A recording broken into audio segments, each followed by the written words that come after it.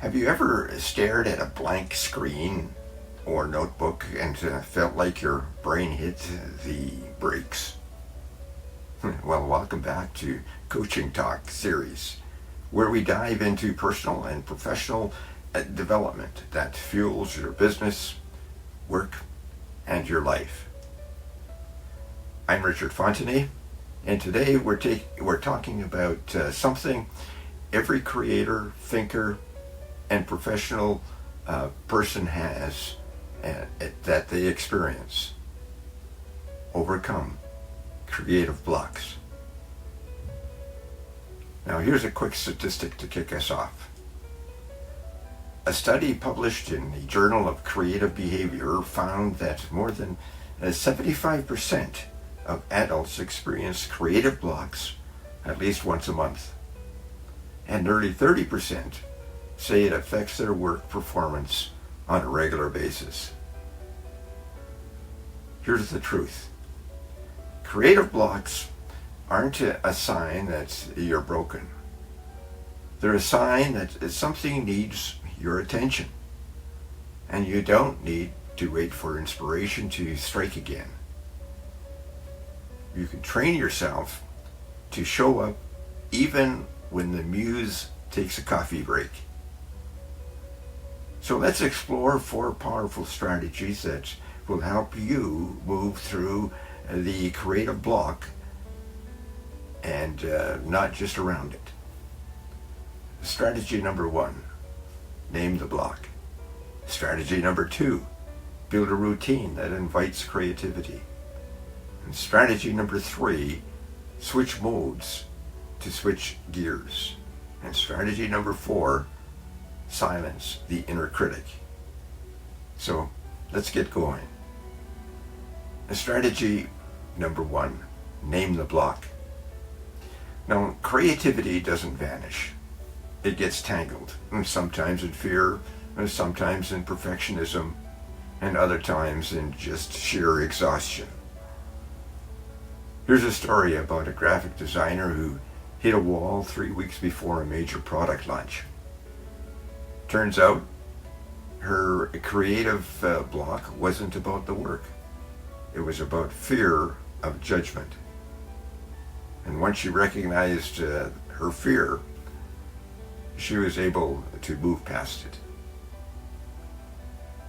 In business, when projects stall, explore what's causing the resistance. Are you doubting your ideas? Avoiding feedback? Identifying the obstacles is half the breakthrough that you need.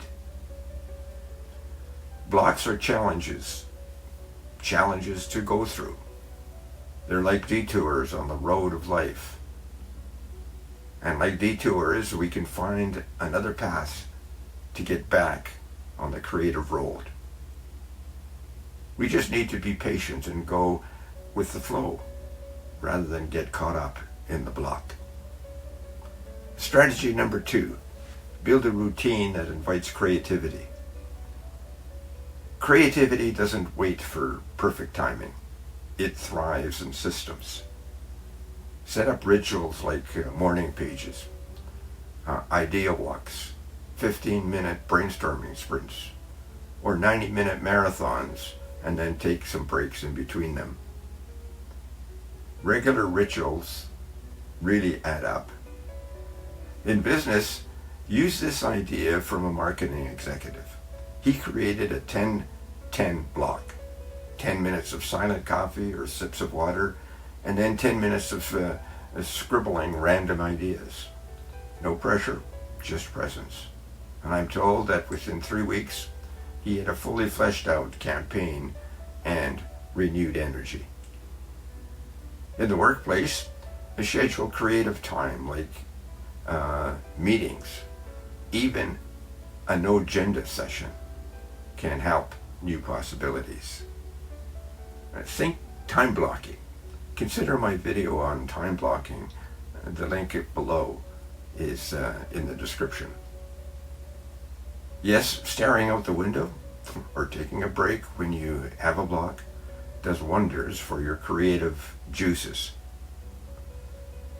In life, use transitions like walks during your lunch break or during the evening, and use them as mini creative resets. Strategy number 3, switch modes to switch gears. Now, if words aren't flowing, draw. If design isn't working, journal. When you shift modalities, you access different brain regions and renew your spark. And last week, I did a podcast about journaling. Check it out. Our podcast on journaling is in the description below. One government employee I knew couldn't write the content of a section of a complicated memo. So he doodled for an hour, and that freed him up to write the draft. In business, use whiteboards instead of slides, and tell stories instead of delivering data. And both are more engaging and will get your team's creative mojo going. At home, use art, music, or movement to process a stuck moment. It may lead to your next big idea. I use Gregorian chant and jazz and classical music to get unstuck. And strategy number 4, silence the inner critic. Now, your inner critic is useful for editing and not creating. When it shows up too soon, it paralyzes you. Gently ask for it to wait at the door while you make the mess, and then you can clean up later. Now, here's a story about a tech startup founder I coached. He had a brilliant idea for a business, but rewrote it several times, and still it wasn't to his liking. He really wanted to show me that he got it perfect. His critic was way too loud for his own good. Once he understood that the business idea wasn't for me, but for him, he unlocked his plan and strategies began to flow. In work and life, you can set a time limit for messy creation, 30 minutes and no edits. You'd be surprised what flows when permission replaces pressure. I know an artist who creates a mess while she's working on a project. She even shares her mess to her friends on Facebook. She's in her creative mode and knows it. And once the project is done, it's cleanup time. Now here are some more applications for you. In business, creative blocks delay innovation. Leaders can normalize the experience by sharing their own blocks and creating psychologically safe spaces for brainstorming. In the workplace, encourage idea parking lots where incomplete thoughts are collected without pressure. And often those turn into the big ideas. And in life, whether you're writing, solving a family challenges, or planning a trip, use creative rituals to spark momentum. I once knew a lady who knitted while problem solving, and another who went on long walks with the family dog to sort out the family challenges. Okay, it's now time to wrap up this podcast. Just remember that creative blocks are not stop signs. They're yield signs. They ask us to slow down, listen, and re-engage from a new angle. With the right mindset and strategies, you can reignite your creative flow even in the hardest of days. Now here's your call to action. Pick one strategy from today's talk and apply it this week. Number 2, name your current block. What's really going on?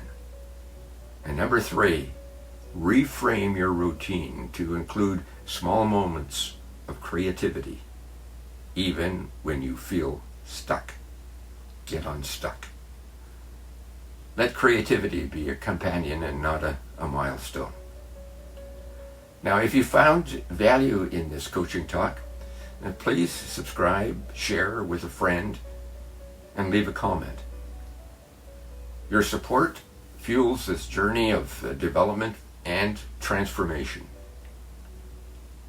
Up next in Coaching Talk series, the importance of play for adults. And this is a deep dive into why laughter, curiosity, and unstructured time are not luxuries, but necessities. I hope you can join me. And speaking of joining me, consider our other podcasts. On Mondays, we talk about spiritual growth from a Christian perspective. And on Fridays, we explore marketing secrets. And why don't you join me on those days too? I'm Richard Fontenay. See you next Wednesday, if not before. Bye now.